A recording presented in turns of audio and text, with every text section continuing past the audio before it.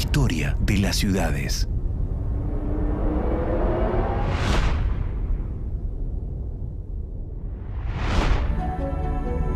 Cuenta la leyenda que los chorotegas, pobladores originarios de estas tierras, fueron esclavizados por los olmecas. Cuentan también que una noche huyeron entre la bruma en busca de la tierra de la que hablaban sus antepasados. Una tierra sembrada de volcanes, praderas, ríos y maravillosos lagos. Granada está ubicada exactamente en la zona del Pacífico nicaragüense y geográficamente junto al lago de Nicaragua, frente al volcán Bombacho. Es decir, dos elementos históricos importantes, históricos y geográficos, ¿no? Son como una suerte de un trinomio perfecto. Los chorotegas se asentaron en los alrededores del lago Nicaragua. Destacados por sus avances en la agricultura, este grupo originario desarrolla también notables habilidades en el arte de la cerámica y la talla de piedra. Era importantísimo el anciano, consejo de ancianos precisamente, que tenían una opinión, eran como los senadores. Pues. La organización en general era, digamos, primero el aspecto religioso, después el aspecto militar, que normalmente iban juntos, y luego el aspecto político, que se hacía a través de asamblea. En el caso de Nicaragua, estas asambleas estaban dominadas por gente mayor que se llamaban monéxico. A los hombres más ancianos y sabios del pueblo se les llamaba huehues. Los huehues eran los encargados de pintar sobre cuero de venado el testimonio que da cuenta de su cultura. En todos los países de América, la población originaria escribía en cuero o en rollos de árbol. Era ideográfica la escritura, y estos se llamaban los códices. En junio de 1524, bajo el liderazgo del capitán Francisco Hernández de Córdoba, llega una delegación de españoles a Managua. Los españoles vinieron a Nicaragua por el sur, procedentes de Panamá. Probablemente Nicaragua es el único país donde los españoles envían una misión diplomática. En 1522, una expedición dirigida por Gil González de Ávila desembarca en la región y comienza a incursionar el territorio. Cruzó parte de Costa Rica y fue colonizando a los distintos pueblos que encontró a su paso. El primer hecho que le sorprendió a Gil González fue que su caballo, cuando llegó al lago, tomó agua de lo que supuestamente era para él era un mar, y era agua salada, y resultó que era agua dulce. Imagínate cómo se maravillarían. Además, con todo lo exótico de nuestra fauna y flora, y ellos empezaron a ponerle nombres pues, a todas las cosas que no conocían. Para los chorotegas, era el lago Coacapolca, que significa donde se destruyen los camaroncitos, y es uno de los 20 lagos más grandes del mundo. Es un paraíso del Señor, uno de los deleites y alegrías para el linaje humano, todo cumplimiento y provisión para vivienda, recreación y suavidad de los hombres. Fray Bartolomé de las Casas. A su llegada, los españoles encuentran dos estados tribales que se destacan del resto. Uno, liderado por el cacique de Aranguén, y el otro por el cacique Nicarao. Se desarrollaron dos teorías acerca de la actitud política e ideológica de ambos caciques. Entonces dijeron que Nicarao, que había dicho que sí a la parlamentación con la misión diplomática que le enviaron los españoles, se comportó como un traidor, como un entreguista. El que diría Hempe, que se resistió militarmente, es un patriota. Entonces la izquierda reivindica a Adrián Gen y la derecha reivindica a Nicarao. Lo cierto es que, de acuerdo con los documentos de los cronistas de Indias, hubo un acuerdo entre ambos caciques para combatir de manera conjunta al invasor. De manera que las dos teorías son falsas. Los originarios se resisten a la conquista, pero ante la superioridad militar de los españoles, se repliegan en las sierras para combatir desde allí a las tropas invasoras. Los conquistadores destruyeron todos los códices, excepto algunos que han logrado rescatar los mexicanos. En el caso de Nicaragua no hemos rescatado ninguno. Parecía que hervía de gentes aquella tierra, según yo lo supe de ella. Fernández de Oviedo. La conquista continúa avanzando a paso firme y los españoles comienzan a imponer sus condiciones sobre Managua. Los españoles, desde que llegaron a América, crearon la institución de las encomiendas.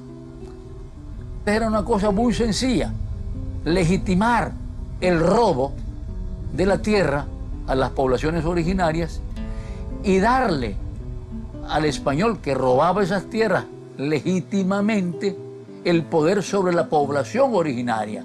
Entonces, la institución se llamaba encomienda, el dueño de la tierra se llamaba encomendero y los indígenas originarios encomendados. Era la forma de explotarlos legítimamente. Con ambiciones de hallar grandes cantidades de oro, llega a la región la tropa española, comandada por Francisco Hernández de Córdoba. Al verse frustradas sus expectativas, encuentran en la población indígena otra riqueza que explotar. Los originarios son esclavizados y vendidos como mano de obra. Los originarios resisten la invasión, pero la masacre se desarrolla de manera sistemática.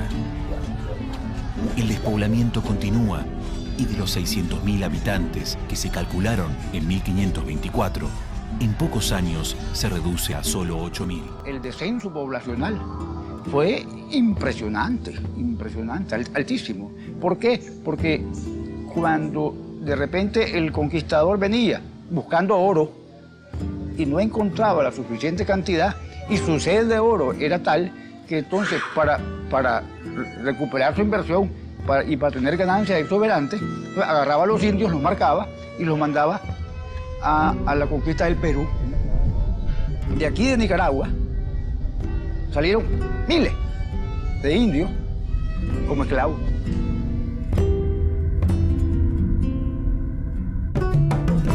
Con el fin de explotar a los habitantes originarios, los conquistadores se asientan en zonas altamente pobladas. En los años 1523 y 1524, Francisco Hernández de Córdoba funda las ciudades de Granada y León. El fundador quiso recordar Granada de España, pues, es decir, y igual que en otros países latinoamericanos, pues fueron repitiendo nombres de ciudades que ellos tenían allá en España. Granada se funda en un sitio habitado por los nativos, quedando de esta manera superpuesta al poblado originario de Salteva.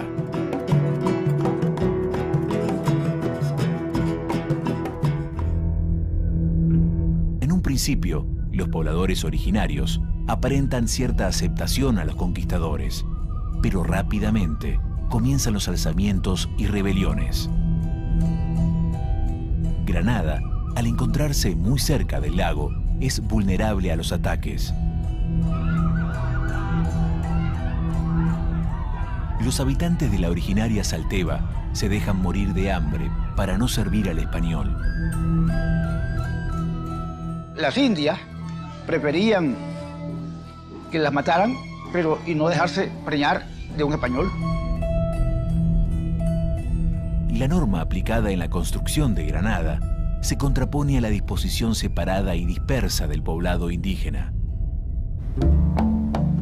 La imposición de las iglesias ocupa un lugar principal en el trazado de la ciudad y da cuenta del poder religioso en la conquista.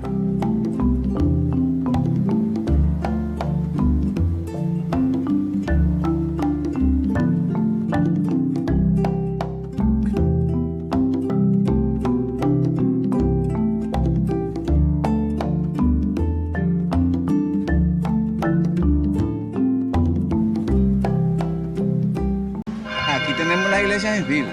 María Auxiliadora, tenemos Alteva, de Alteva sigue La Merced, de La Merced Catedral, de Catedral sigue Guadalupe, en fila.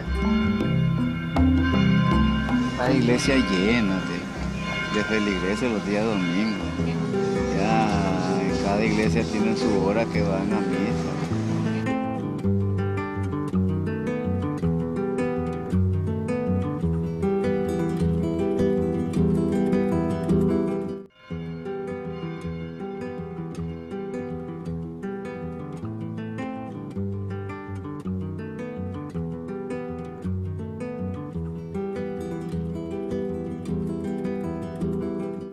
Granada cobra cada vez más importancia como enlace comercial y se transforma en uno de los principales puertos comerciales de Centroamérica. Con un importante sistema de transporte lacustre, se convierte en la principal vía de comunicación entre el Pacífico y el Atlántico. Entraban por el río, venían aquí a Granada, que es una ciudad-puerto. Aquí pasaban en diligencias o en carretas o caballos, iban al Realejo en el Pacífico. Era el puerto por donde se hacía el traslado del Atlántico al Pacífico. Entre el siglo XVI y el siglo XIX, bajo la jurisdicción de Granada, el Realejo funciona como uno de los puertos principales de las mercancías que se trasladan de las colonias del Pacífico hacia España. El puerto más importante de la época. Y de ahí precisamente salían hacia el Perú buena parte de los clavos.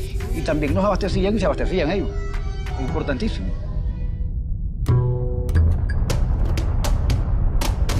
La erupción del volcán Mombacho provoca un terremoto que en 1610 destruye León. Destruida León, Granada cobrará aún mayor importancia.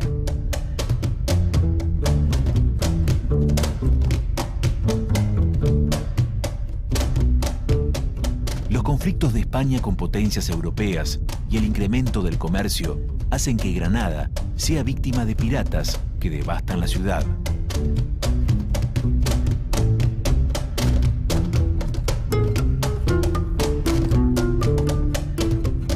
Ante tales saqueos, las autoridades coloniales construyen en el año de 1675 el Castillo de la Inmaculada Concepción en el río San Juan, para hacer frente a las incursiones de la piratería que pretenden adueñarse de esta ruta. Hasta el siglo XVII es la respuesta a las invasiones piratas, ya a las que fue expuesta Granada durante 2 siglos. Ya, entonces era la fortaleza que guardaba la pólvora. Como símbolo del poder militar, se erige imponente la fortaleza La Pólvora, sitio en el cual se resguarda a las autoridades que representan al rey. Ya la Granada española exactamente comenzó a una cuadra de donde estamos grabando. Esta era la plaza central, ¿no? Y precisamente una de nuestras principales vías de comunicación se llama la calle Real, que comienza aquí en el parque y termina en la fortaleza de la Pólvora. En Centroamérica no hubo revolución independentista.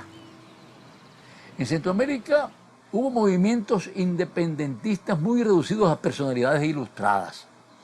De manera que en Centroamérica la independencia se da por gravedad, porque ya no había otra forma de subsistir que siendo independientes. Las élites de las distintas regiones centroamericanas inician un proceso de autonomía que concluye con el Acta de Independencia, que finalmente será reconocida por los representantes de la corona. Pero Centroamérica se une a México. Y hay fracaso en esa unión cuando fracasa el imperio de Iturbide en México. Y otra vez regresa el problema de si nos independizábamos o no, y a la fuerza tuvimos que independizarnos el 1 de julio de 1823, en contra de lo que se dice que la independencia fue el 15 de septiembre de 1821. El general José Francisco Morazán Quesada encarna el ideal de unión centroamericana, pero en 1837, una revolución en Guatemala culmina con el fin de la República Federal de Centroamérica. Morazán no verá materializarse su proyecto. Resultado del fracaso de la Unión Centroamericana, el 30 de abril de 1838, Nicaragua ingresaría a la historia como una república independiente.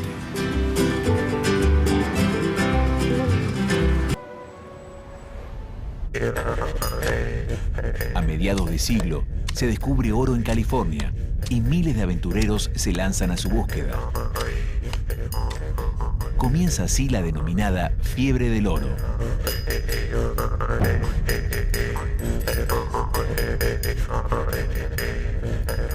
La mayor parte de los viajeros no se dirigía a California por tierra, como lo citan los innumerables films sobre el tema, sino por mar. La ruta elegida parte de Nueva York a San Juan del Norte, cruza el río San Juan, Granada y atraviesa San Jorge para desembarcar en San Francisco. Este fenómeno provoca una enorme afluencia de viajeros que utilizan el Realejo y la ciudad de Granada como lugar de paso. Nada queda hoy de aquel paso que tanto enriqueció a Granada. León se convierte en la sede del poder político, pero Granada se convierte en la sede del poder económico. León se convierte en liberal, Granada en conservador. Y hay una guerra permanente entre ambas ciudades disputándose la capitalidad. En Granada residen los más importantes terratenientes, cultivadores, principalmente de café y de azúcar. Granada, como ciudad, era básicamente conservadora, ¿ya? En contraposición a León, que era más liberal. En León, en cambio, predominan las clases medias artesanales y mercantiles. Las contradicciones entre ambos intereses, pues, y la hegemonía del poder político, pues, lógicamente, pues, lleva a confrontaciones. Por controlar el poder político, ¿no? El poder político te da poder económico. Las tensiones acumuladas entre los distintos sectores sociales desatan continuas guerras civiles que desequilibran al país. Es desde León que se toma la decisión de solicitar la ayuda al intermediario de los Estados Unidos, Byron Cole. Pues la guerra civil entre leoneses y granadinos, ¿ya? Entre comerciantes y terratenientes, ya llega un momento en que no se decide. Pues. Es decir, ninguno de los dos bandos logran, en términos militares, decidir quién es el ganador. Entonces, los leoneses contratan a Byron Cole, un norteamericano, para que traiga unos americanos dotados de rifles modernos, y este a su vez le vende ese contrato a Walker. Pero Walker era un hombre que era periodista, era médico, era preparado y había peleado en Sonora con el deseo también de quitarle un pedazo a México. O sea que no era un patán cualquiera. William Walker llega a Nicaragua con unos 56 mercenarios, conocidos como filibusteros.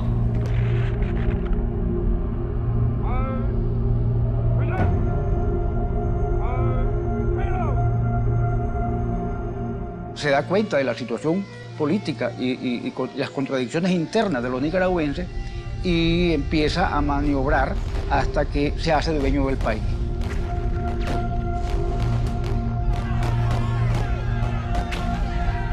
La guerra culmina con la ocupación de Granada. Y aquí en Granada se da una de las más encarnizadas batallas.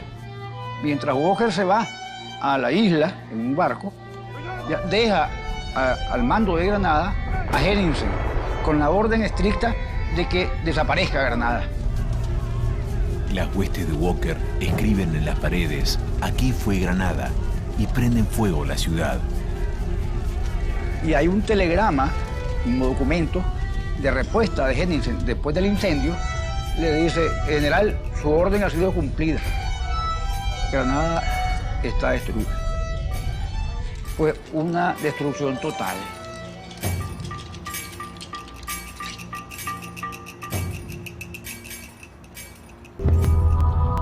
Patricio Rivas es nombrado presidente. Sin embargo, es William Walker quien ejerce realmente el poder en el gobierno como general en jefe del ejército de Nicaragua. Gran Bretaña y los Estados Unidos se muestran dispuestos a reconocerle y ayudarle. El inglés se declara como idioma oficial y se instituye la esclavitud.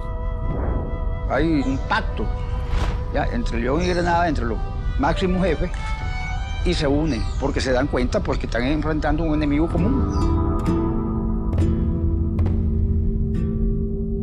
Después de que Walker se elige presidente, y lo que propone, entre otras cosas, es la esclavitud, porque él lo que pretendía era anexar todo este territorio, y no solo Nicaragua, sino Centroamérica, a todo el sur norteamericano. Entonces ya la guerra, en vez de ser civil, pasa de ser civil a ser una guerra nacional. Ya unidos, los nicaragüenses se unen, pues Costa Rica, Honduras, El Salvador y Guatemala. Y vienen ejércitos de todos los países a luchar. Finalmente Walker es ajusticiado por los hondureños, quienes lo fusilan en septiembre de 1860. El mandato de Walker termina tan abruptamente como su llegada al poder.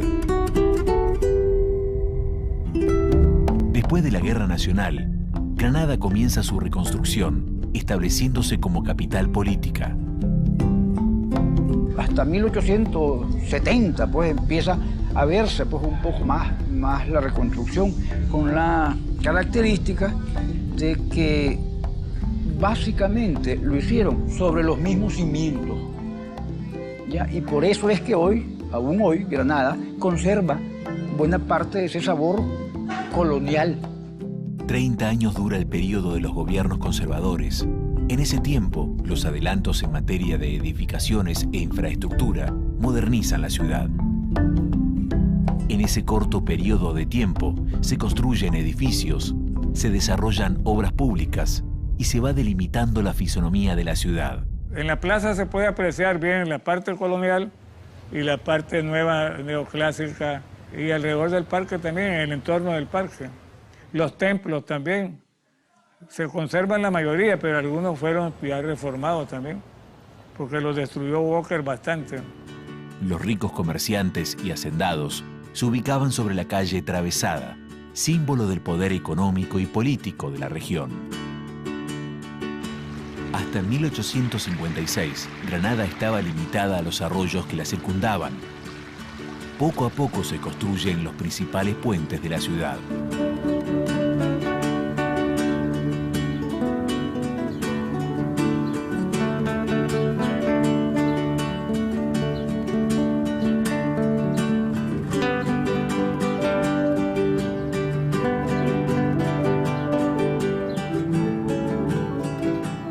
Estos puentes constituyen un gran adelanto para los granadinos, haciendo más fluidas las comunicaciones y los transportes de un punto de la ciudad hacia otro.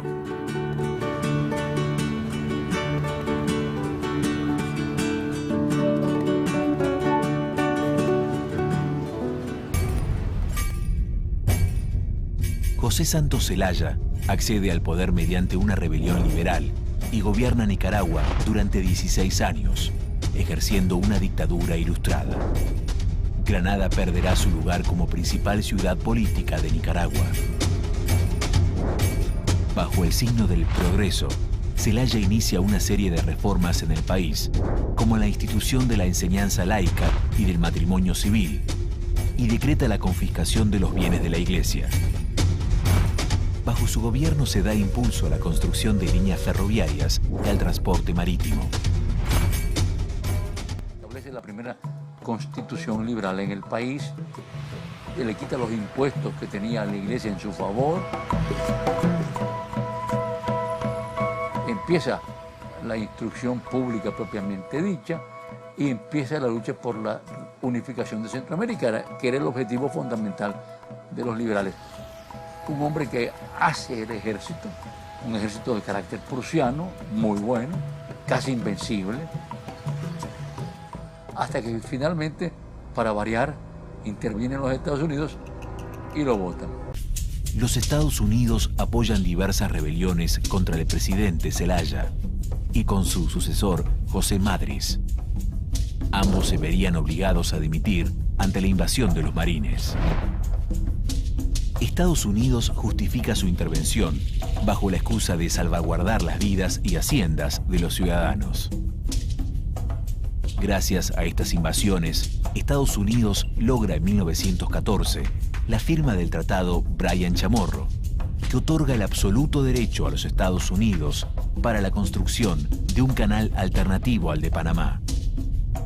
Básicamente, el Tratado Chamorro Bryan era entregarle a 100 años de perpetuidad el derecho de hacer el canal por Nicaragua vía el río San Juan. Y el canal pues, fue el sueño de la corona por encontrar el estrecho dudoso, que le llamaban ellos, para unir el Atlántico con el Pacífico. Un canal interoceánico, pues. A pesar de que el canal de Panamá había sido construido ya en 1903, la zona continúa siendo de gran interés estratégico.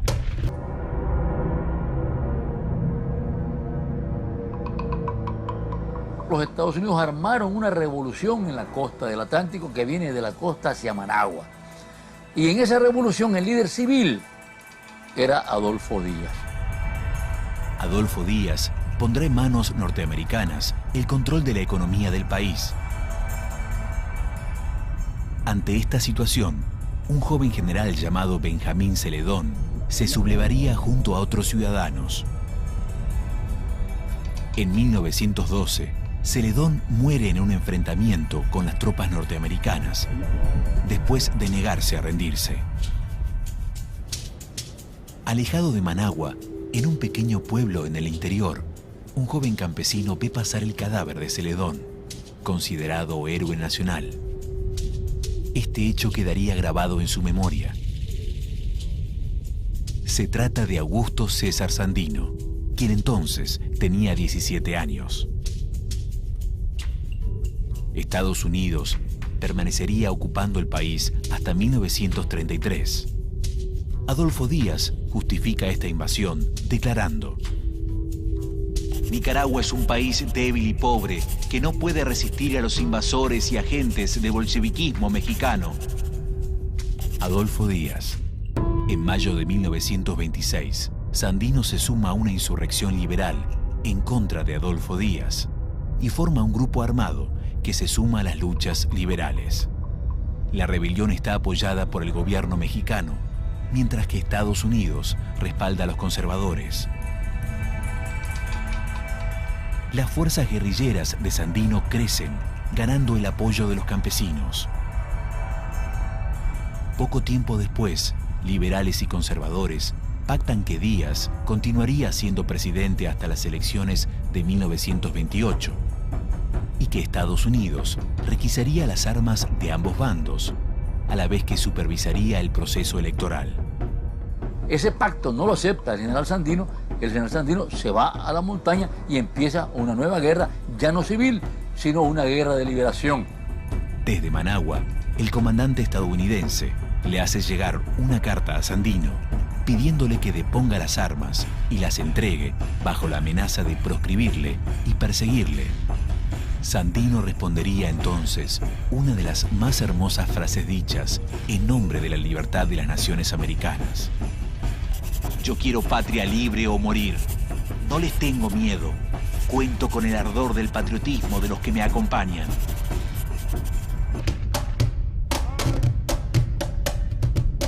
Cuando Augusto César Sandino llega al país, se encuentra con la ocupación norteamericana y la insurrección liberal en contra del presidente Díaz, quien había entregado el mando del país a los Estados Unidos. La intención de Sandino es formar una fuerza armada y sumarse a las fuerzas liberales. Durante la primera mitad del año 1927, combate a los conservadores y toma varias posiciones. Las fuerzas de Sandino van creciendo y ganando el apoyo de campesinos y clases populares que se suman a sus filas. Al lograr el llamado a elecciones presidenciales, se intima a Sandino a entregar las armas y abandonar la lucha. Pero llega un momento, después del pacto del Espino Negro, en que él le dice a los pactistas, pues. No, yo no. Yo voy a ir a consultarle a mi gente. Y les dice yo no participo de esto y me voy con mi gente a luchar. Y se regresa y se va para la Segovia, al norte de Nicaragua, y empieza a armar su guerra antiimperialista, antiintervencionista, en función de las clases trabajadoras, de los obreros, de los campesinos. Cada vez más hombres llegan dispuestos a integrarse en sus filas. Su sola rebeldía hacía tambalear a uno de los imperios más poderosos. En 1930, los norteamericanos forman una Guardia Nacional para combatir a la guerrilla, mientras que en el interior, Sandino continúa reclutando hombres que llegan de toda América a sumarse a sus filas. La Guardia Nacional era un ejército que crearon los norteamericanos para ir sustituyendo a los soldados norteamericanos por soldados nacionales, para que los soldados nacionales pagaran los costos humanos de la guerra. Pero la Guardia Nacional siempre fue inconstitucional. La pagaba obviamente el fisco nicaragüense.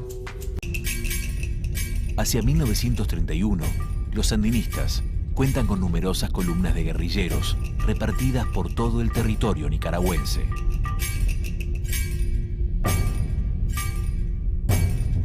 Para combatir a la guerrilla, se forma una Guardia Nacional y se cierran las escuelas públicas del país para sustentar los gastos que la Guardia demanda.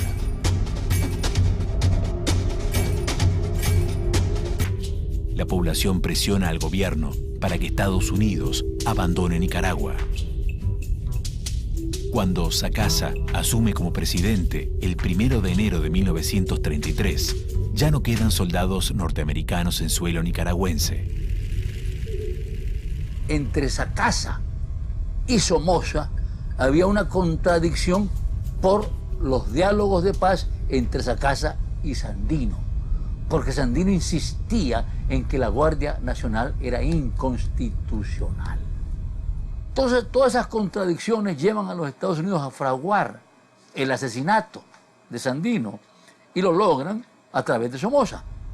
Al año siguiente, Sandino, junto a una pequeña comitiva, abandona el refugio de las sierras y llega a Managua para acudir a una cena invitados por Sacasa. A pesar de las advertencias recibidas, Sandino no creía que Somoza pudiera traicionarlo. A la salida de los jardines de la casa presidencial, el vehículo en el que viajan es detenido. Inclusive hay una fotografía de ambos dedicada por Somoza a Sandino. Finalmente lo traicionó. Estaba muy empeñado en la paz y cayó en la trampa. Más tarde, en las afueras de Managua, Sandino y sus acompañantes son fusilados. Managua se paraliza. La noticia del asesinato de Sandino corre rápidamente. Fue un reguero de noticias sorda, pero en América y en Europa fue inmediato. Los cables internacionales de las agencias internacionales, la reacción popular en toda América Latina fue extraordinaria en favor de Sandino. Pero ya empieza otro tipo de lucha porque los lugartenientes de Sandino no tenían la capacidad para continuar la lucha, porque ya se habían prácticamente desarmado.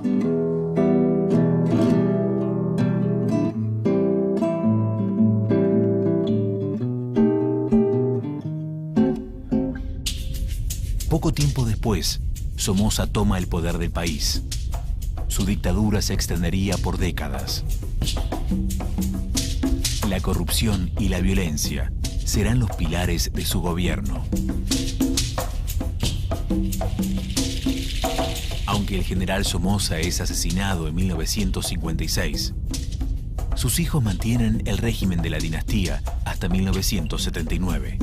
La dinastía de los Somoza, cómplice de los negociados de los Estados Unidos que la mantienen en el poder, gobierna explotando sin escrúpulos al país y acumulando tierras y riquezas.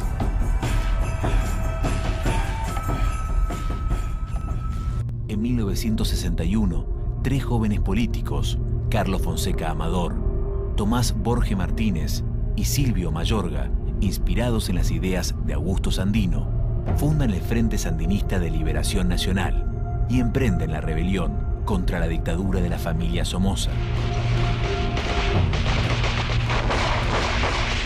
El FSLN emprende una lucha de guerrillas, tanto urbanas como rurales, con la intención de derrocar al gobierno nicaragüense.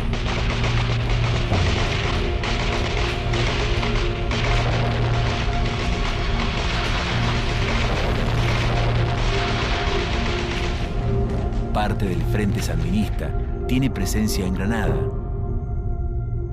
En las afueras de la ciudad se ocupan pequeños ranchos de campesinos que colaboran con la ampliación de las bases clandestinas.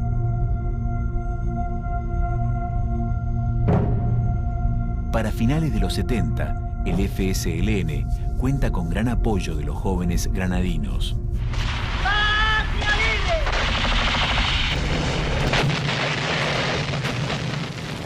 En febrero de 1978, una treintena de hombres del sandinismo intentan la toma de la ciudad bajo la responsabilidad del comandante Camilo Ortega. ¡Viva la Revolución Popular Sandinista!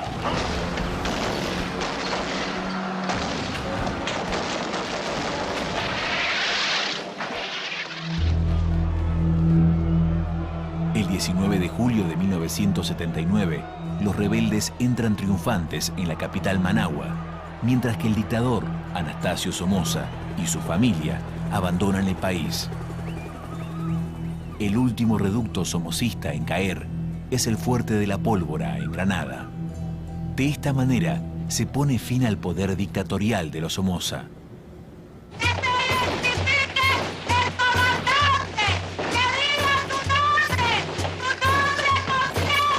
El coronel a cargo pide hablar con el comandante sandinista. Al descubrir que se trata de la comandante Mónica Baltodano, se niega a rendirse ante una mujer. Minutos más tarde, acepta la rendición. Da comienzo a un cambio radical en Nicaragua. El Frente Sandinista de Liberación Nacional introduce reformas en los aspectos socioeconómicos y políticos del Estado nicaragüense. Se desarrolla un sistema de salud universal y se reduce el analfabetismo nicaragüense del 50% al 13%. Los años de guerra civil y agresión impiden el desarrollo de Nicaragua, que dedica a la defensa del país gran parte de su presupuesto. En el marco del auge del modelo neoliberal, se pone en marcha un duro plan de ajuste económico que hunde en la miseria a amplias capas de la población nicaragüense. Finalmente, cuando parecía que los gobiernos neoliberales permanecerían en el poder, en las elecciones de 2006, Daniel Ortega lleva al partido sandinista de nuevo a la presidencia. Presta a la comunidad servicio social. Es un transporte que es más barato que el que prestan por tierra y por carretera. Es más barato y más que todo el presidente lo da como un subsidio a las comunidades, cobrándole barato. Y a partir del último gobierno, es del Estado, ella vino con la revolución, el primer día de la revolución, el gobierno lo que hizo fue traer medio de transporte para la comunidad, pues, prestar ese servicio. Con los gobiernos pasados esto era solo para ellos mismos. Digamos aquí nomás en la empresa el manejo de lo que hacía la empresa solo para ellos mismos, no lo retribuían a los trabajadores, y ahora no, ahora mira que ha habido cambios. Se llega a consolidar la revolución, tenemos un buen porvenir.